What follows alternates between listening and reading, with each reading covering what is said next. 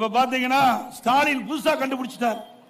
4.5 வருஷம் முடிஞ்சது, நான் 6 மாசம் தான் பாக்கி. இது மாதிரி நோட்டீஸ் எடுத்துட்டு வீடு வீடா வருவாங்க, அதிகாரிகள் வருவாங்க. இதுல எல்லாம் பல திட்டத்தை அறிவிச்சிருக்காங்க. இதெல்லாம் சொல்லுங்க, உடனடியா தீர்த்துறணும். அப்ப 4.5 வருஷம் என்ன பண்ண? ஏன் இந்த பிரச்சனை எல்லாம் தீர்க்கல? மக்கள் கேட்கிறாங்க.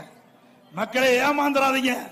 இப்படித்தான் எதிர்கட்சியா இருக்கும்போது ஊர் ஊரா போய் ஒரு திட்டு கண்டா பெட்ஷீட்டை போட்டு அமர்ந்துக்கிட்டு உங்களுக்கு என்ன குறை, அந்த குறைய கடிதமா எழுதி பெட்டியில போடுங்க.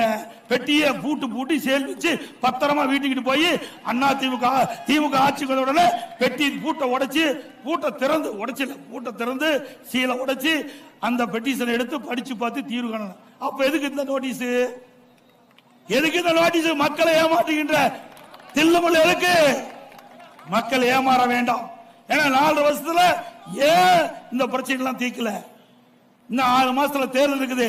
அதனால வேற வழி இல்ல, மக்களை போய் சந்திச்சு எப்படியாவது மன்றாடி வாக்குகளை பெற வேண்டும் என்று கொல்லைப்புறத்தின் வழியாக இந்த நோட்டீஸ் எடுத்துக்கிட்டு வீடு வீடா வருவாங்க. மக்கள் விழிப்போடு இருங்க.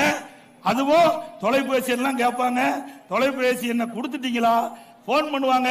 நீ வெளியூர் இருக்குன்னு சொன்னா வீடு போது தூக்கிட்டு போயிடுவாங்க பொருளா. போச்சு, உஷாரா இருங்க.